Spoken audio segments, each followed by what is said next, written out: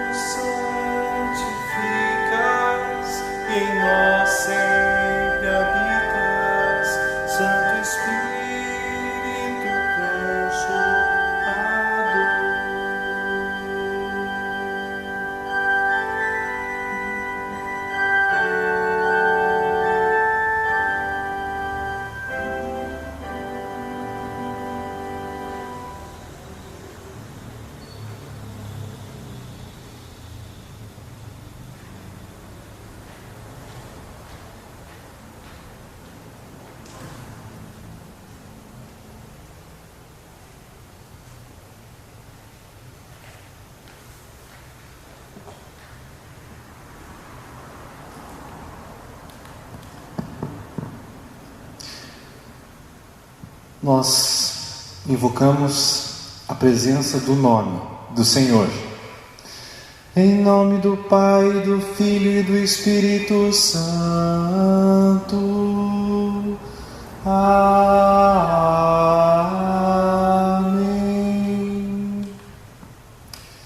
Pelas vezes que nós deixamos de lado as pessoas críveis e ficamos ao lado de pessoas incríveis. Perdão, Senhor, por termos falhado no anúncio da salvação, do perdão, o amor. Perdão, Senhor, por nos esquecermos da Tua reconstrução, sempre renovando como cidadãos e como país.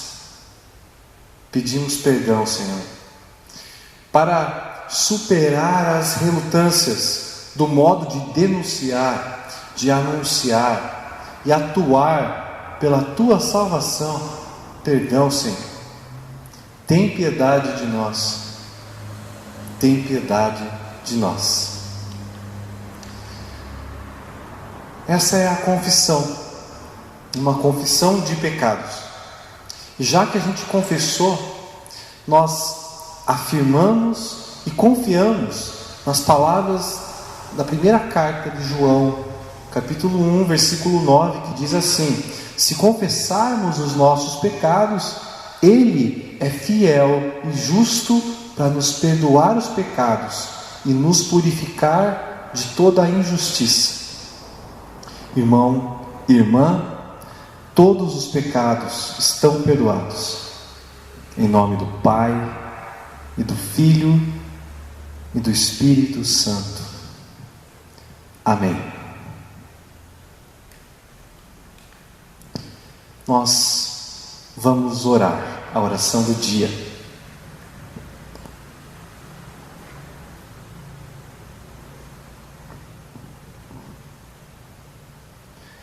Querido Senhor, te pedimos, esteja sempre conosco. Continue enviando o teu Espírito Consolador, o Espírito que renova a nossa vida, a nossa fé. Que a gente continue olhando para o próximo como um irmão, como uma irmã, e que continuamos olhando também o caminho, olhando o nosso objetivo e o nosso objeto, que é Cristo, o Senhor, o caminho, a salvação, a vida. Em nome dele, por ele e para ele. Amém.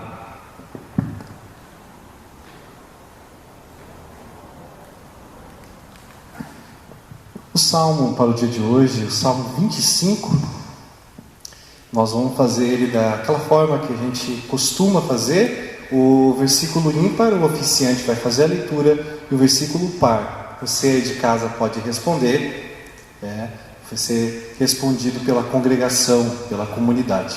Salmo 25, do versículo 1 até o versículo 10.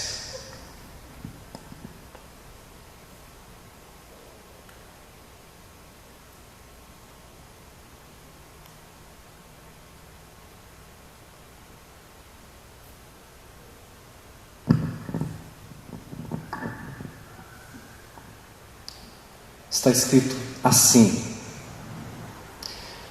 ó Senhor Deus, a Ti dirijo a minha oração. Meu Deus, eu confio em Ti. Salva-me da vergonha da derrota. Não deixes que os meus inimigos se alegrem com a minha desgraça. Os que confiam em Ti não sofrerão a vergonha da derrota, mas serão derrotados os que, sem motivo, se revoltam contra Ti. Ó Senhor, ensina-me os Teus caminhos. Faze com que eu os conheça bem. Ensina-me a viver de acordo com a Tua verdade, pois Tu és o meu Deus, o meu Salvador. Eu sempre confio em Ti. Ó Senhor, lembra da Tua bondade e do Teu amor, que tens mostrado desde os tempos antigos.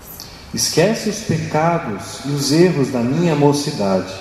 Por causa do Teu amor e da Tua bondade, lembra de mim, ó Senhor Deus. O Senhor é justo e bom, e por isso mostra aos pecadores o caminho que devem seguir.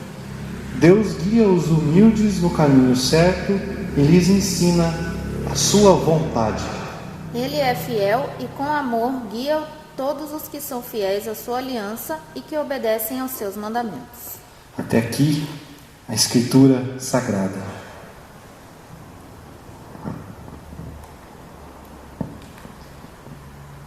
Agora o momento da leitura da palavra, o Antigo Testamento e o Evangelho para o dia de hoje. Primeiramente, Ezequiel, capítulo 18, versículo 1 a 4, e daí pula para o 25 até 32.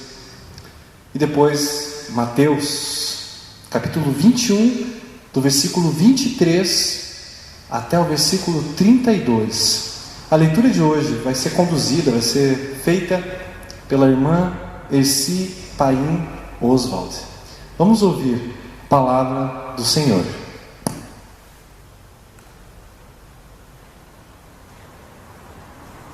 A leitura para o culto de hoje está em Ezequiel 18, de 1 a 4. E continuando a mesma leitura, de 25 a 32. Cada um responde por si.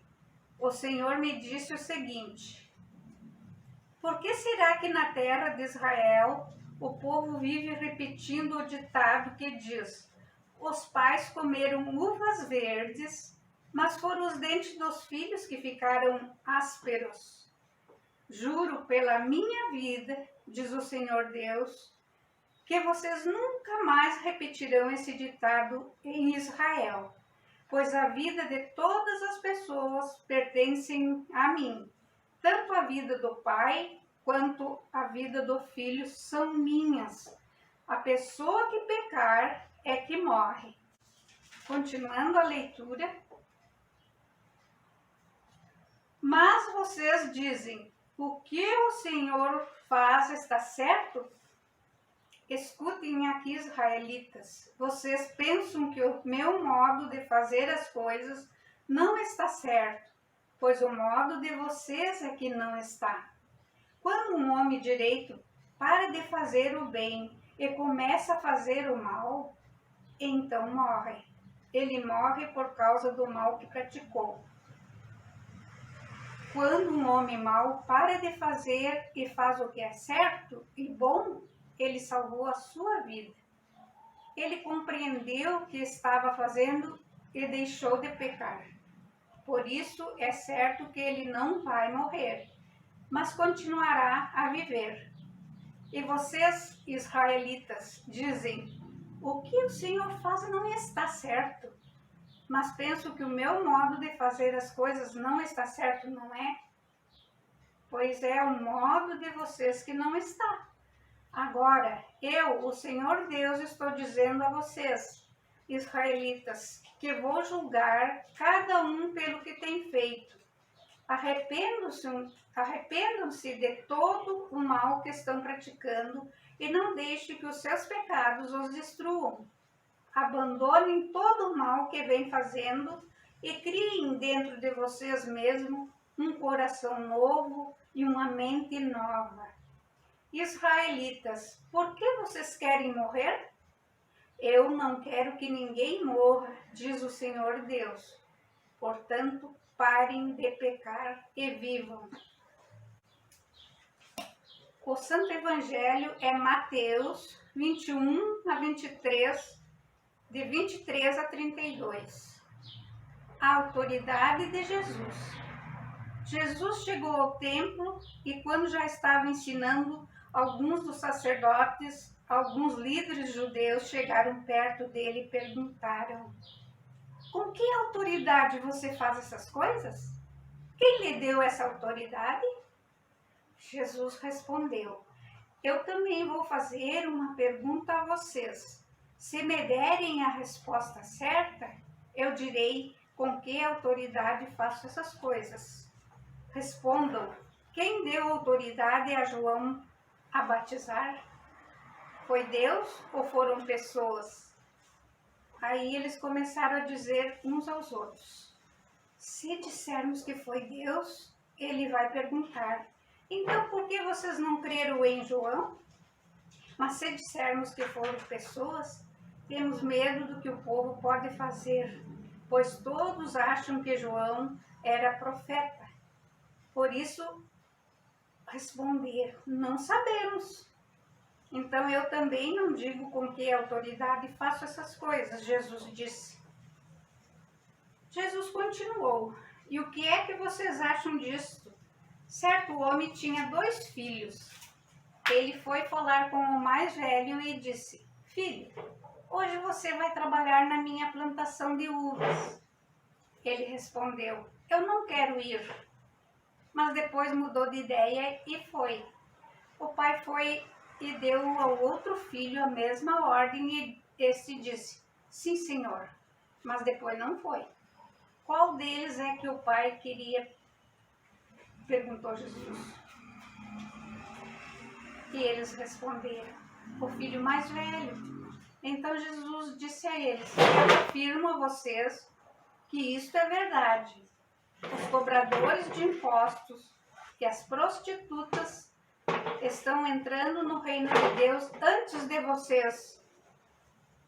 Pois João Batista veio para mostrar a vocês o caminho certo, e vocês não creram nele. Mas os cobradores de impostos e as prostitutas creram.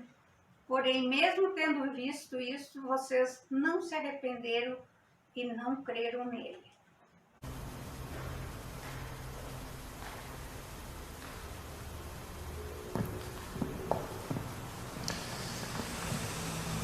O nosso Inário Luterano, nesse ano de 2020, no mês de setembro, ele está completando 100 anos.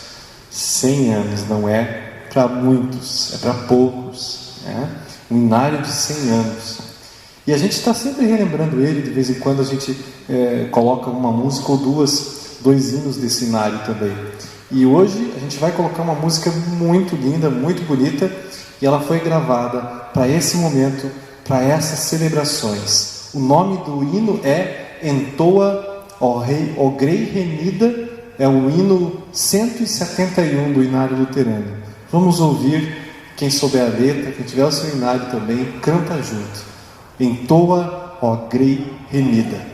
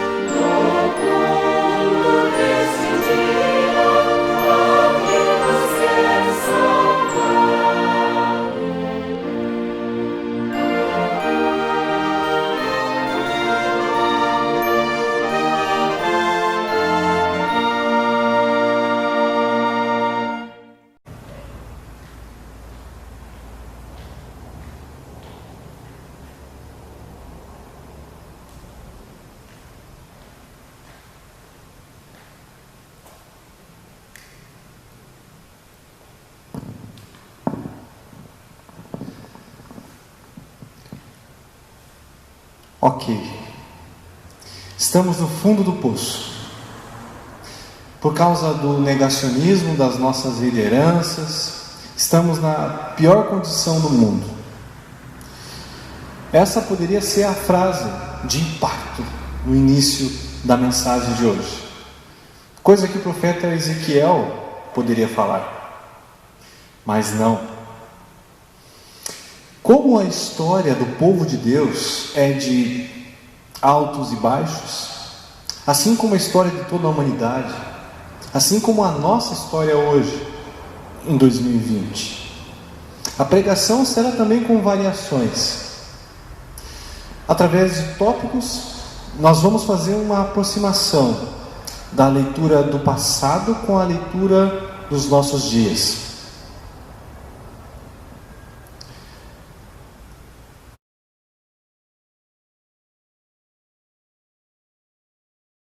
Esses são alguns tópicos que a gente vai trabalhar durante a nossa pregação de hoje.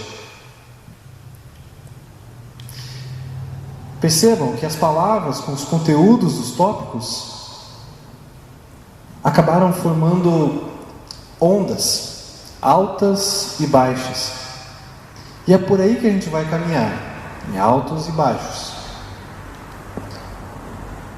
Sacerdote. Ezequiel, que em hebraico significa Deus fortalece, ou Deus fortalecerá, Deus vai fortalecer. O hebraico permite essas traduções de presente e de futuro. O Ezequiel era um sacerdote de Jerusalém. Então pensem em uma pessoa que precisou realmente ser fortalecida. O seu nome faz jus ao que ele teve que fazer. Pecados. O estado de saúde espiritual e social de Israel era péssimo. Péssimo. Idolatria em todas as formas e expressões estavam rolando por lá. Existem falsos profetas, falsas profetisas, vocês podem ler isso lá no capítulo 13, e eles são responsáveis por confundir o povo e levar esse povo à perdição. Esses falsos profetas, esses vigaristas, não confundam com os dias de hoje, eles seguem a própria inspiração e não da parte de Deus. Eles anunciam paz, está tudo em paz, tudo certo, quando a violência e idolatria, falta de misericórdia também reinava. E por causa dos pecados, Deus abandona a cidade e o templo. Exílio. O ano é 593 a.C. Deus levanta Ezequiel para enfrentar o que nenhum outro teve que encarar, nem antes nem depois do Ezequiel. O imprevisto, o que não podia acontecer, acabava de acontecer. Deus levantou o profeta Ezequiel. Por quê? Porque o antigo pacto de Deus com Abraão havia rompido, e tudo indicava que era uma ruptura definitiva. Deus abandona primeiro o templo e mais tarde Jerusalém. Essa imagem é muito forte durante o ofício profético de Ezequiel. Vocês podem ler no livro dele, capítulo 10 e capítulo 11 fala sobre isso. Deus abandonando o templo, Deus abandonando Jerusalém. Então, o sacerdote vira profeta. Ezequiel agora é levantado por Deus como um profeta. O Deus que liberta da escravidão, que deu a lei, que para se basearem a sua vida, abandonou o povo, a própria sorte, ao exílio e à morte. É o que parecia. Aconteceu o dramático. Desapareceu a monarquia de Davi. né? A monarquia davídica foi rompida. Tudo mudou. Não tem mais sacrifícios, porque o templo foi destruído. A maior crise teológica, religiosa e social aconteceu aqui com o povo de Deus. Em 597, entre 597 e 594 a.C., exílio da Babilônia. Tiraram o povo de Deus da sua terra. Eles que tanto se apegavam às raízes, eles foram arrancados de lá. Eles acreditavam também que Deus tinha ficado para trás. Deus tinha ficado lá na terra, né? Eles pensaram, bom, ele saiu de lá, mas Deus está lá na montanha. E agora? A palavra estava presa lá, na montanha, num lugar. Mal entendiam eles que, na verdade, a palavra estava com eles. E um dia, daquela árvore cortada, arrancada do povo, da raiz de Davi, um broto surgiria. Essa era a promessa. E esse broto cresceria e salvaria o povo. Profetas. Deus levanta profetas, como Isaías, tão conhecido evangelista do Antigo Testamento. O Jeremias, que era um profeta marginal, ou seja, ele não era de Jerusalém, né? Ele não era um profeta de Jerusalém, ele não era um sacerdote de Jerusalém, ele era assim de Anatote. E também o Ezequiel, um sacerdote de Jerusalém, agora profeta do Senhor, na Babilônia, terra estrangeira, terra de deuses, ídolos, terra estranha. Então esses profetas tiveram que lembrar o povo de quem era o único Deus, o Senhor, o Deus da lei, né? Que deu a lei para eles viverem bem, o Deus que salvou, o Deus que tirou o povo da escravidão do Egito. Esse Deus estava com eles ali, esse era o único Deus. Então os profetas tinham que dar esperança agora, reuniam o povo e falavam em nome de Deus, palavra de Deus. Tinham que falar dessa esperança também. Culpa coletiva. Como um bom povo tribal, o povo de Deus atribui a culpa ao grupo todo. Não tem mais esperança. Por isso que precisa também da palavra ali sempre de novo pregada e do profeta ali com eles. O povo tribal chora as pitangas. Vocês podem ler lá no Salmo de hoje, no Salmo 25, o versículo 1 e 2, ele é orado, ele é clamado, chorado, ele é relembrado durante essa culpa coletiva. Ó Senhor Deus, a Ti eu dirijo a minha oração, meu Deus, eu confio em Ti, salva-me da vergonha da derrota, não deixes que os meus inimigos se alegrem com a minha desgraça. E aqui eu chamo a nossa geração para essa aproximação. O mundo está em isolamento social. O mundo. Uns mais, outros menos. Tudo depende da forma de trabalho, do ensino e do cuidado de cada governante que ele tem com o seu povo durante períodos estranhos. A Europa mesmo, agora nesse momento, sofrendo uma segunda onda de casos e de mortes, e nós aí, não é mesmo? Ou piorando. Jerusalém também não agiu bem perante os inimigos. Judá também não agiu bem. As duas cidades caem. O Ezequiel também proclama, também profetiza sobre Judá. Ela vai cair e ela cai.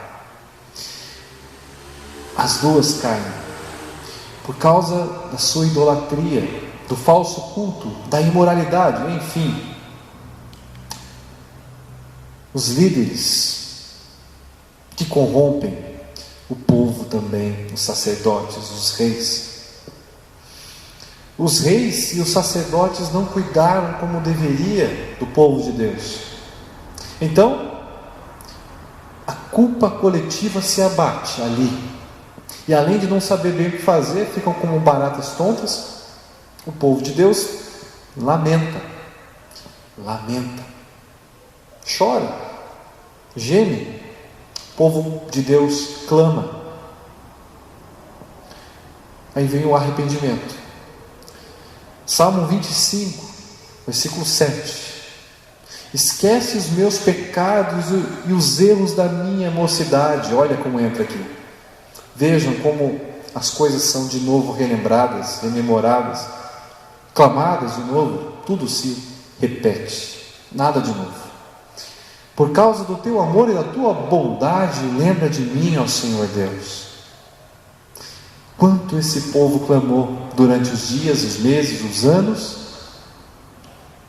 Nós também. Estamos aí.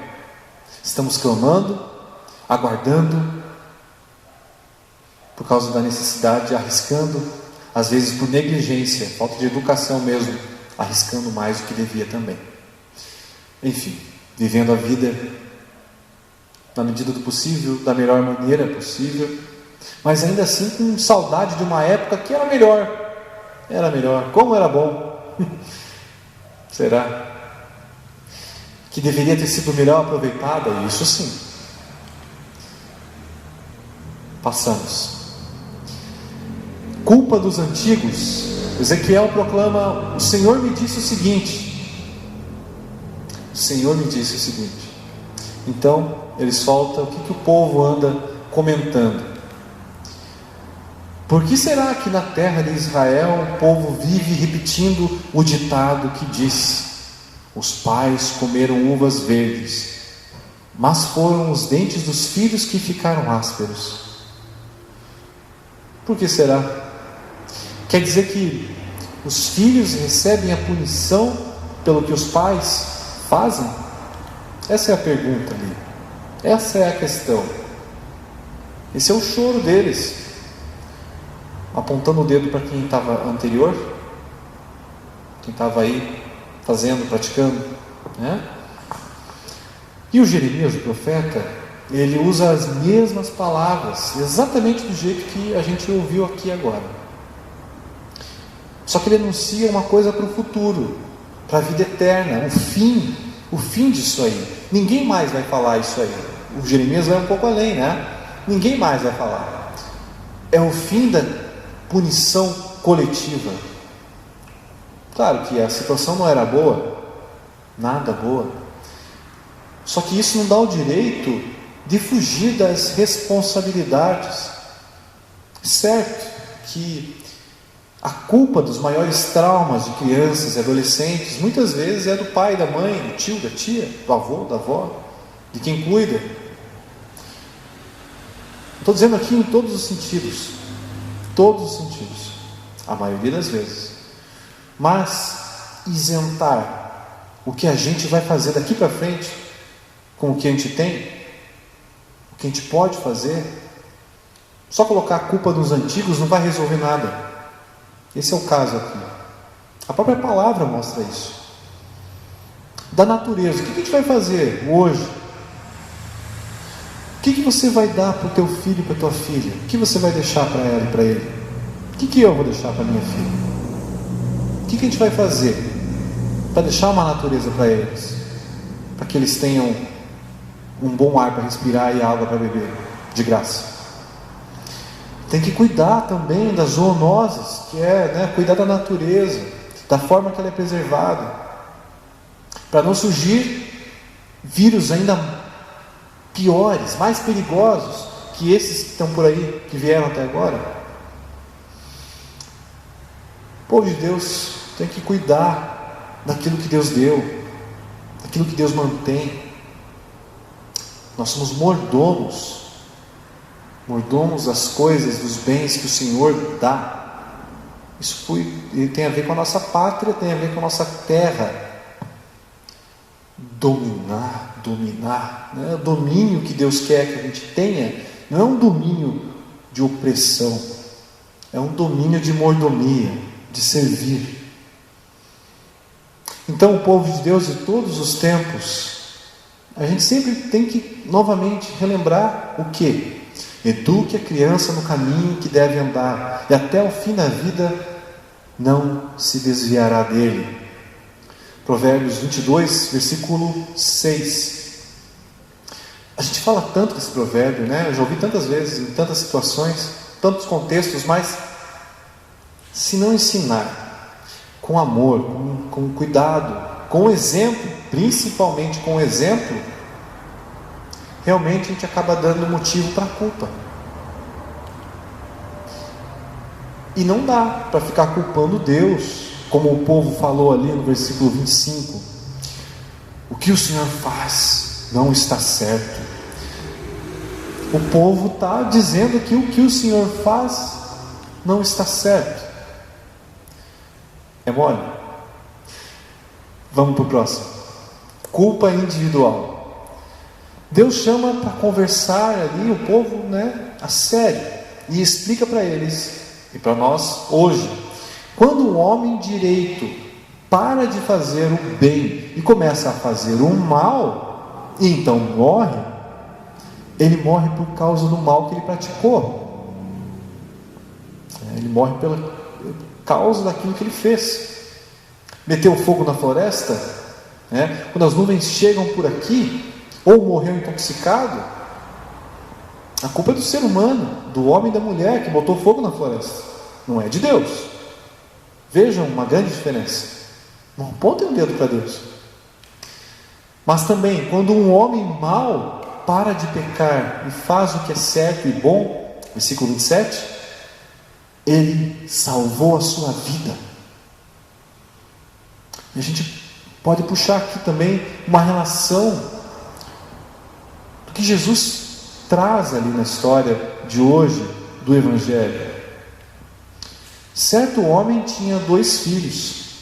Ele foi falar com o mais velho e disse: filho, hoje você vai trabalhar na minha plantação de uvas. Ele respondeu: eu não quero ir. Mas depois mudou de ideia e foi. Se arrependeu e foi. Se arrependeu e seguiu. E foi esse filho que fez o que o pai queria. Um filho que faz o que o pai quer.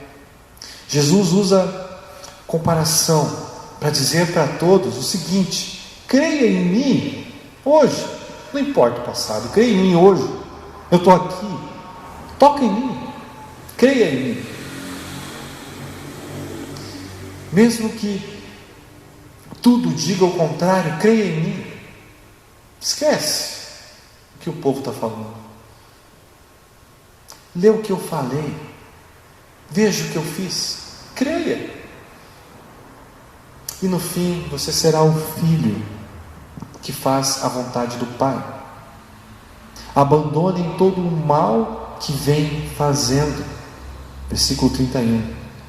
Abandonem o mal e creia. Creia. O último ponto, motivação.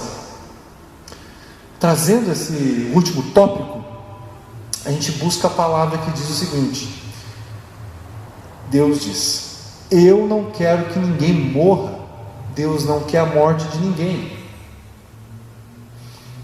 Criem dentro de vocês mesmos um coração novo e uma mente nova. Eu vou ler de novo. Criem dentro de vocês mesmos um coração novo e uma mente nova. Quem não se lembra, com essas palavras, da melodia, da liturgia? A gente está falando de inário luterano. A melodia: cria em mim, ó Deus, um puro coração, e renova em mim espírito reto. Esse é o Salmo 51. As palavras são muito parecidas. Deus não deseja a morte de ninguém, Ele está falando isso.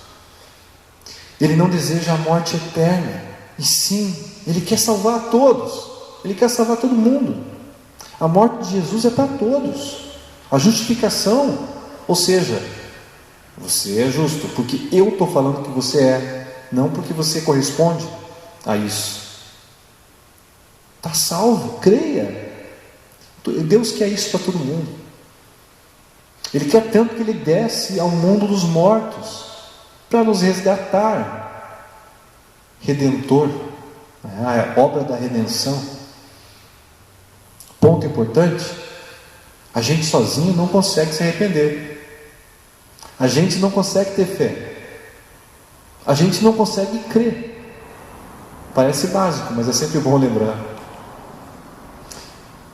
Essa reforma espiritual, esse desejar, eu quero crer, né? Essa coisa quando vem, né? Também vem de Deus. E pela vontade de crer vir de Deus, isso é uma boa notícia, um evangelho. É puro evangelho. Essa coisa de eu quero, Senhor, eu estou aqui, e agora? E agora? Tu já é meu. Não é um peso para a gente carregar. Não é um peso. O fardo difícil dele carrega. O próprio Ezequiel proclama isso aí. A atividade e a obra de Deus, a nossa passividade quanto a esse coração novo, uma mente nova. Onde? Pega a Bíblia e leia Ezequiel, capítulo 36, lá para frente. Versículo 26, está escrito assim: eu lhes darei um coração novo e porei em vocês um espírito novo. Tirarei de vocês o coração de pedra, desobediente, e lhes darei um coração bondoso, ou um coração de carne, na outra tradução, não é? Um coração obediente. Ele vai dar, Deus vai agir, Ele vai buscar, Ele vai estender a mão. Puro evangelho para a gente, não é um peso. Não se preocupe. Se você já está querendo, você já tem. Entendeu? Então é um evangelho para nós hoje também. É um Antigo Testamento. E é um baita evangelho para a gente. Então, irmão e irmã, o profeta sentiu, ele também sentiu o mesmo abalo que se abateu nos seus irmãos e irmãs ali no exílio. A coisa estava feia, estava horrível, mas Deus estava com ele, a palavra estava ali agindo, estava com eles. Deus levanta os profetas para acusarem na hora certa e para consolarem na hora certa. A gente está aí para isso também. Através de Ezequiel, Deus cuidou do espiritual e pastoreou o seu povo. Mesmo o povo achando que ele estava lá na montanha, ele estava ali. A boca do profeta é a palavra e a boca de Deus. Ezequiel nunca deixou de também ser sacerdote entre os exilados. Ele fazia o meio campo ali. Ele procurava mostrar e motivar com a palavra.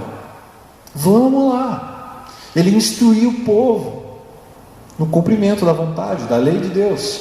Ele lembrava que somente o Senhor é Deus. Somente o Senhor é Deus. O verdadeiro profeta ou profetiza fortalece a fé dos irmãos e das irmãs com base nos princípios do Senhor, não no achismo, eu acho que. Ele fala a palavra. É claro que isso não afastou nunca também do coração do povo e do próprio Ezequiel e o sonho, o desejo concreto do retorno, de um possível retorno um dia. Vamos manter a fé aqui, a palavra, até que a gente possa retornar. A esperança sempre de novo pregada. Ezequiel tenta, para isso também, construir elementos dessa esperança viva através da palavra do Senhor, a palavra que cria, que mantém as coisas, que através dela que tudo foi feito, e tudo é mantido. Através disso, ajuda uma palavra de motivação e de cuidado que ajude Israel a se manter e um dia a sair do cativeiro de volta para a sua terra. E, finalmente, proclamar: os dentes dos filhos que não ficaram ásperos. Os dentes dos filhos que não ficaram ásperos. O pai que comeu a uva, é ele que vai sentir a uva, né? Os dentes ásperos, os filhos não. E nós hoje, nós vivemos, nós viveremos, em nome e por amor de Jesus, agora e sempre. O Cristo, nosso Senhor, teu Senhor. Amém. Depois da palavra de Deus, interpretada, vivida para a nossa semana, vamos também orar, para a gente se preparar para mais uma semana que vem, para mais uma semana de luta, de vivência, de fé, de leitura da palavra. Para isso, o seu Nilson Hartmann vai fazer a oração geral da Igreja Cristã, lembrando de vários aspectos, de várias coisas que têm que ser relembradas sempre e sempre. Que essa oração seja também a tua oração, que o teu coração, aquilo que não está sendo dito, ele fale. Assim você vai orar também para Deus. Quando você pensa no Senhor, Ele ouve a tua oração. Fala com Ele. Vamos orar a oração geral da Igreja Cristã pelo mundo.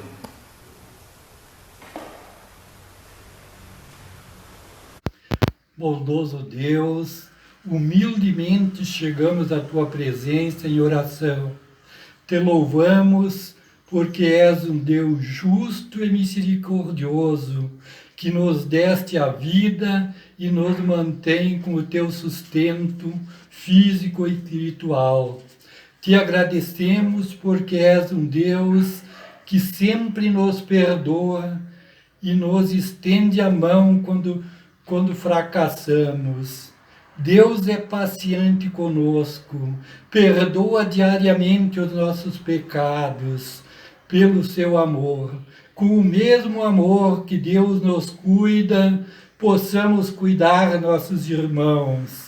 Irmãos não é somente irmão de sangue, é nosso vizinho, amigo, colega, que possamos amar, cuidar, orar um pelos outros.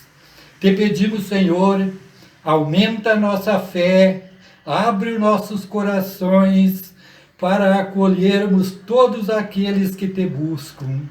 Obrigado pela maior bênção concedida a nós, pelo Salvador Jesus, o único pelo qual podemos ser salvos e termos a vida eterna.